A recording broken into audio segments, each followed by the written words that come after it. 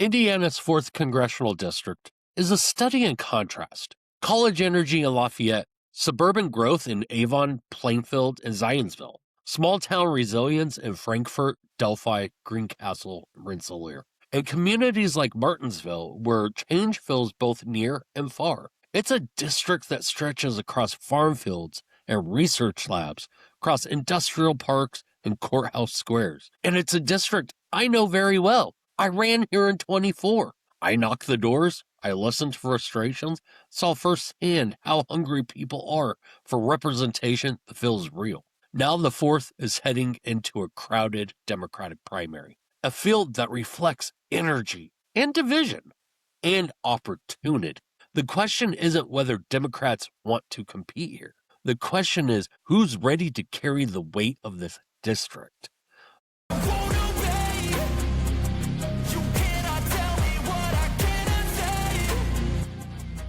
Our guest tonight is Paul McPherson, a Democratic candidate for Indiana's 4th Congressional District, a district that spans from Lafayette and Purdue to Frankfort and Delphi, down to Plainfield and Avon, across Zionsville and Greencastle, and through communities like Martinsville and Rensselaer.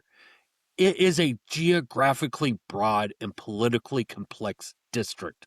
It's suburban, rural, agricultural, industrial, and academic, all at once. It's also a crowded Democratic primary with multiple candidates competing to define what the future of this district should look like. And I'll say this plainly, this district matters to me.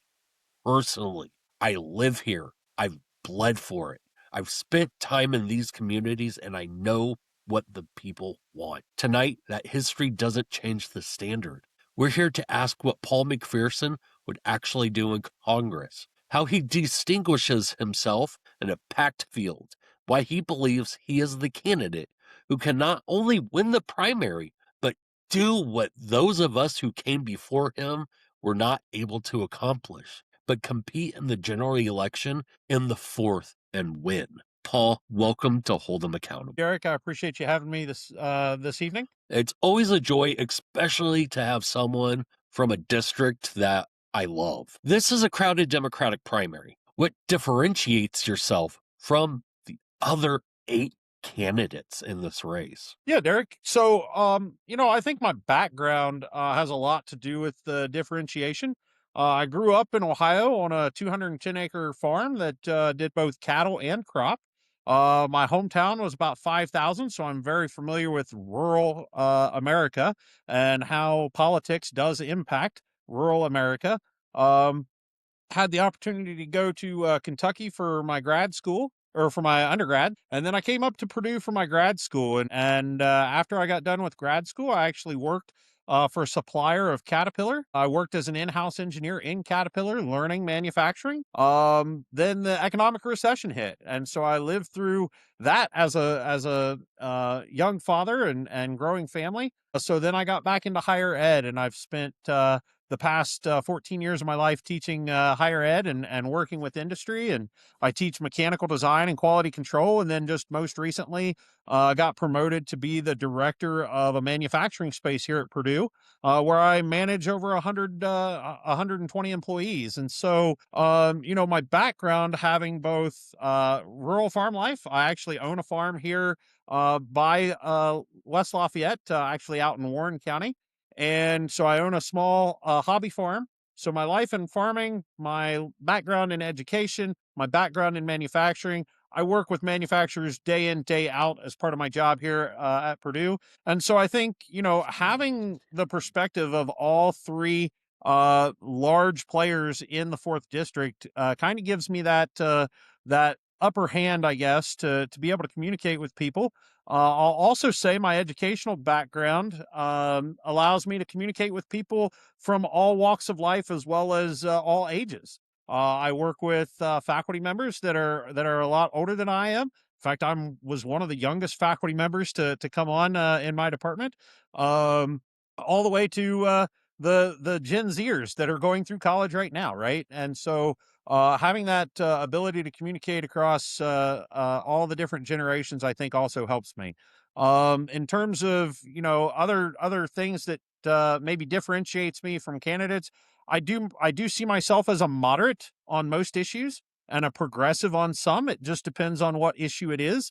And I'm more than happy to reach across the aisle. I think, most of America wants somebody that is willing to meet in the middle and come up with common sense solutions.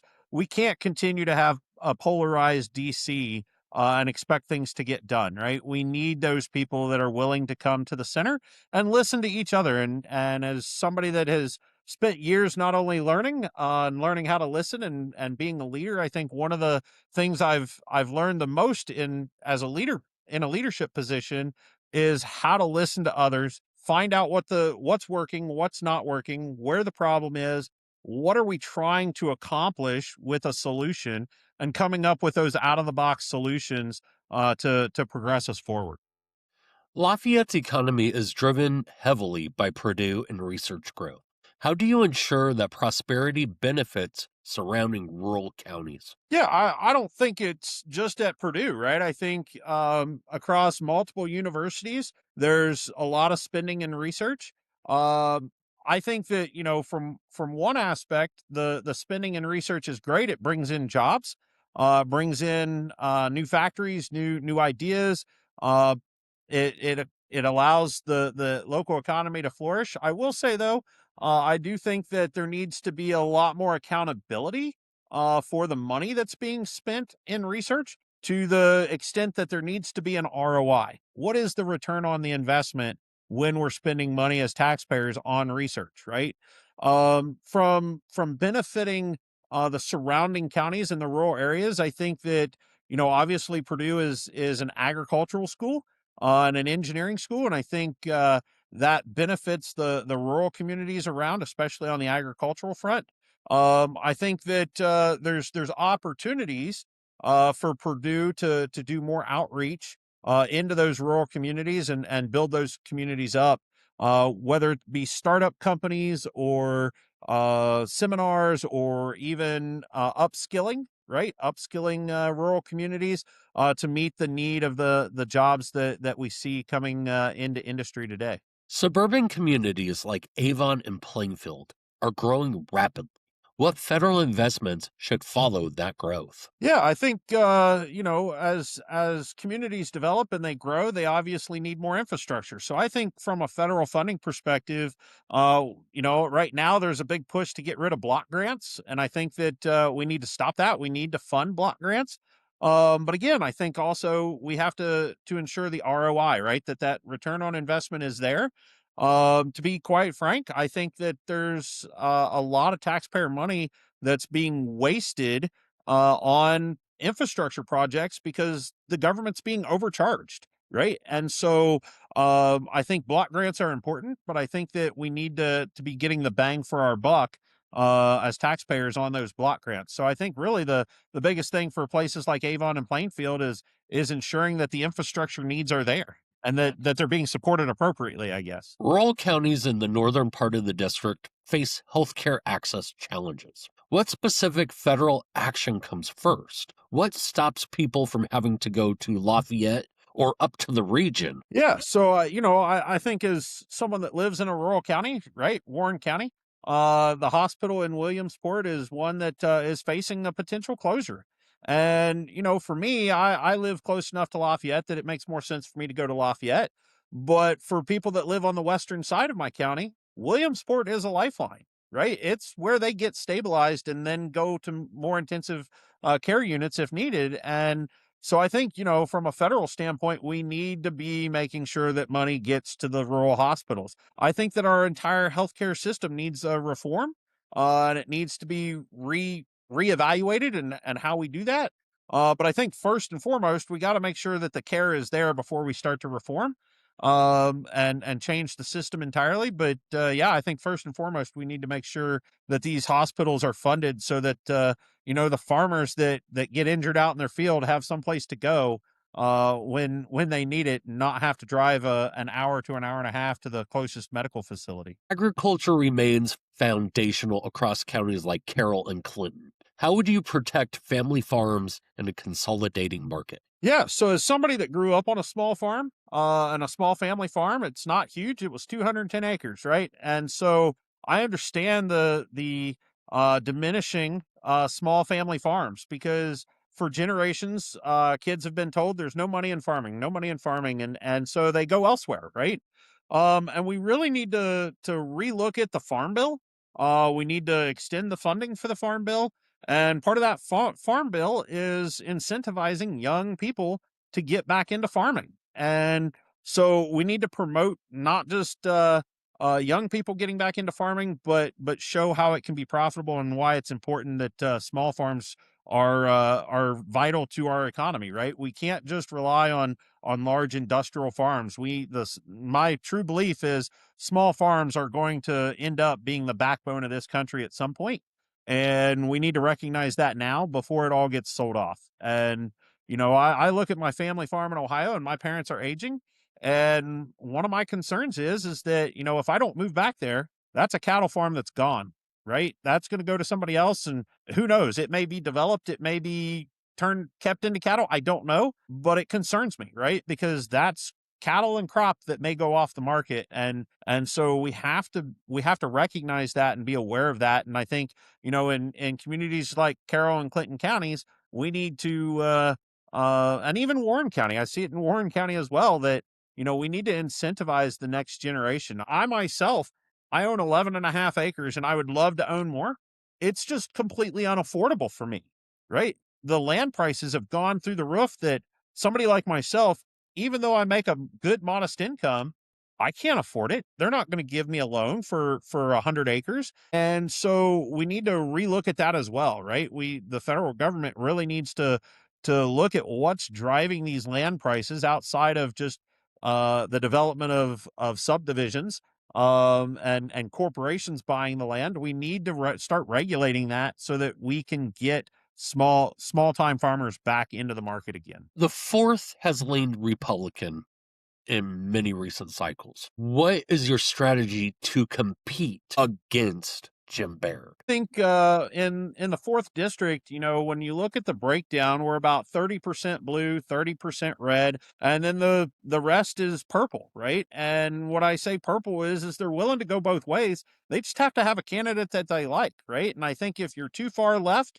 they're not going to vote for you. If you're too far right, the blue's not going to vote for you, right? And so and let's be very honest, in a state that is typically red, in a district that is typically red, we have to go out, and I have to go out and convince that purple voter to go pick up a blue ballot this time, or at least pick up a blue ballot in the primary, and hopefully they'll come around and they'll see that I am a moderate, and I'll say, for lack of a better term, a centrist, right?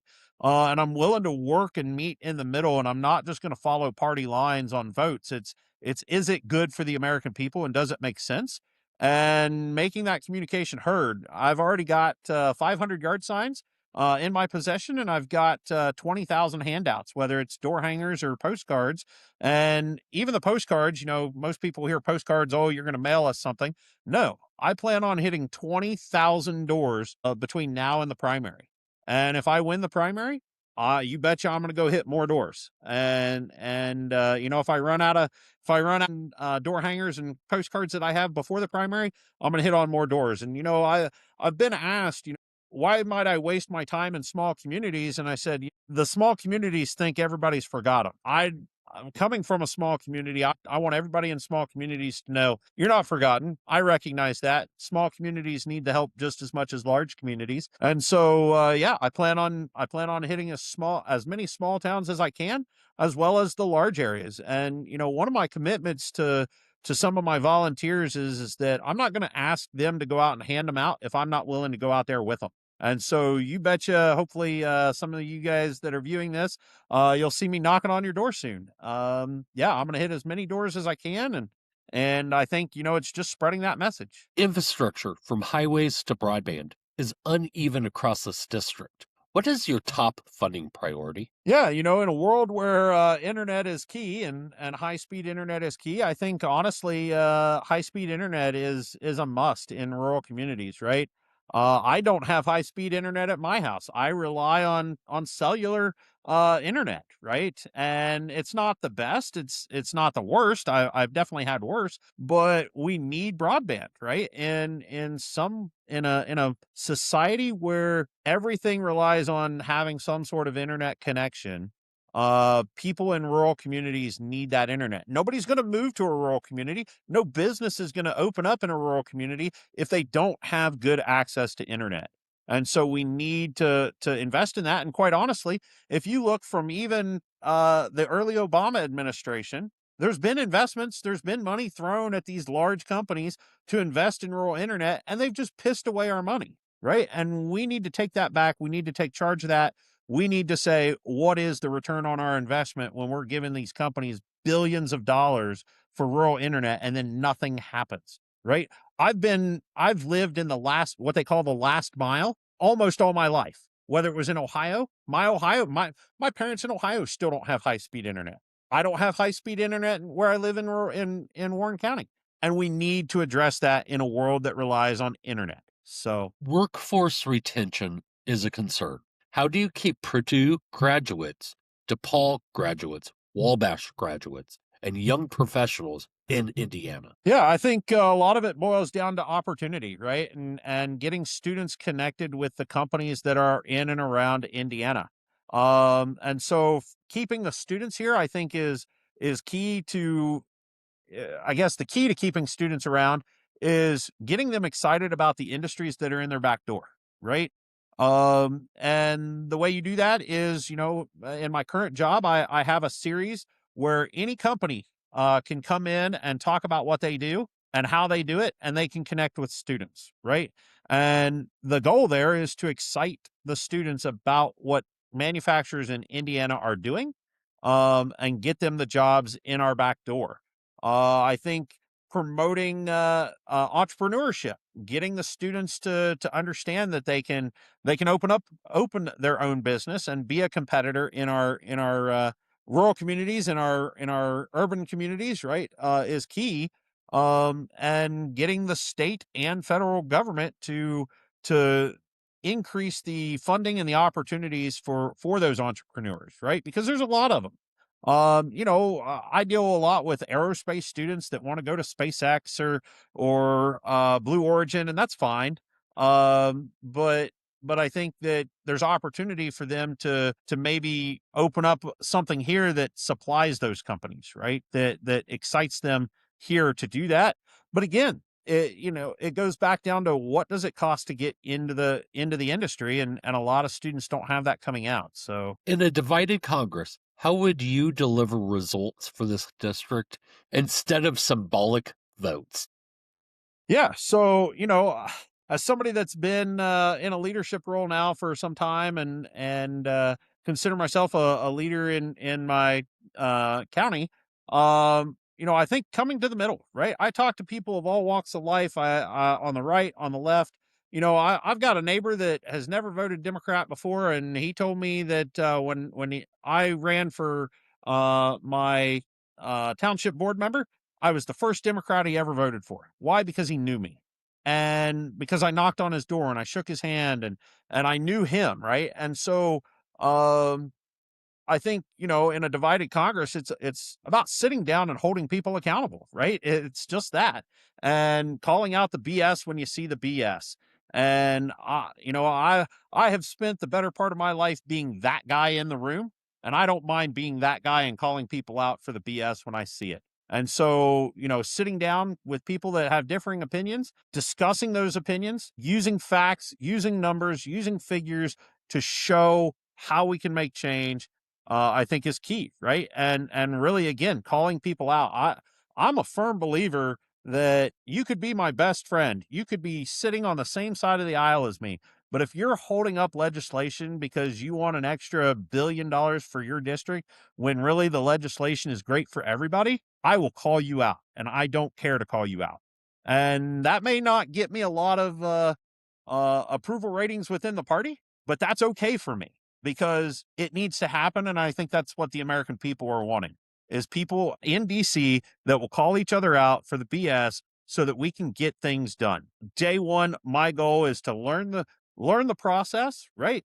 Learn the people there, learn the people that are making good proposals, learn the people that are holding up the proposals, and call them out on it. Because the biggest thing that got me into this race is the inaction of our Congress, and we need action. Our country needs action, especially with everything that's going on, whether it's socially or economically. We need action, and they're just not.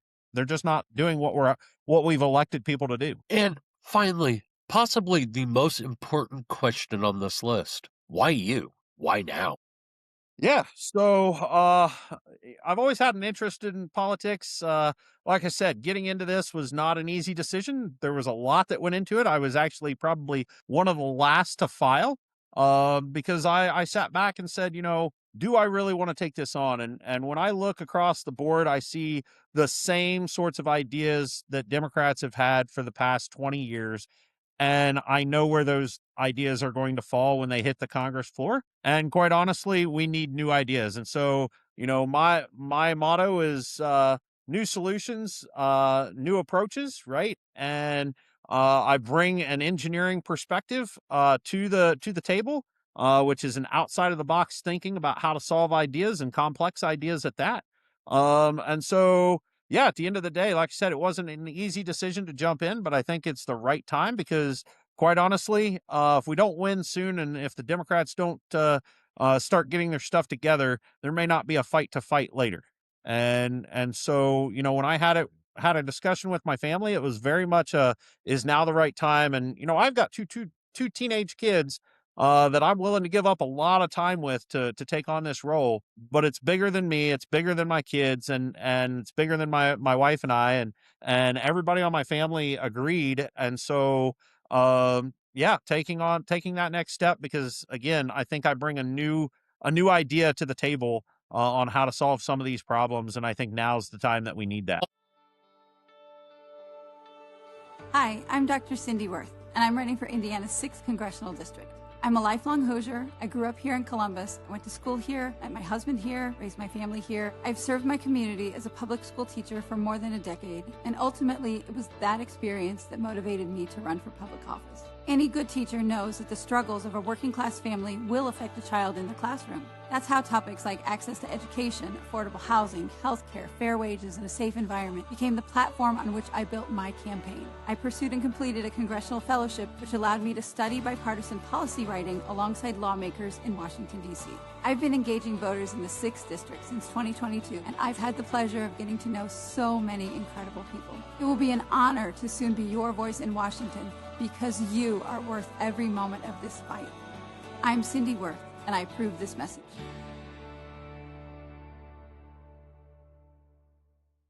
Paul, we've talked about growth, rural priorities, suburban expansion, and competitive primary field. Now it's time to simplify things. No speeches, no positioning, just instinct. This is hold 'em or fold 'em. You agree, you hold 'em. You disagree, you fold 'em. Short and clear. Are you ready? Yes. Let's deal the cards. Healthcare should be treated as a human right with movement toward universal healthcare. Yes. The federal minimum wage should be raised and indexed to inflation. Yes. Workers should have stronger federal protections to unionize without retaliation. Absolutely yes. Candidates should refuse corporate PAC or questionable special interest money, even if it costs them politically. Yes, absolutely. Major federal investment in clean energy can create jobs in Indiana's rural counties. Absolutely yes. Public education funding should take priority over expanding private voucher programs. Yes. Universal background checks are necessary to improve gun safety. Absolutely yes. Housing affordability requires expanded federal investment in workforce housing. Agreed, yes. Mental health services deserve significant new federal funding. Absolutely yes. Elected officials must be willing to challenge their own party when constituents' needs come first. Yep.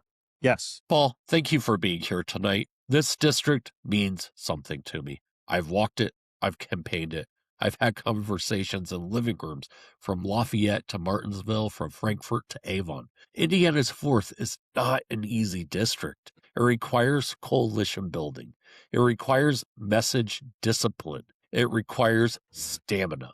And in a crowded primary, voters are looking for more than agreement. They're looking for clarity, electability, and conviction. Whoever wins this primary will carry the hopes of Democrats who believe this district is worth fighting for, even when the numbers are tough. So thank you for stepping into that arena and answering the questions directly tonight. And to everyone watching and listening here in Indiana, across the country, and to our audience following along from Europe, democracy only works when competition is healthy and ideas are tested. Crowded fields don't weaken democracy, they sharpen it. Iron sharpens iron. So stay informed, ask questions, and as always, hold them accountable.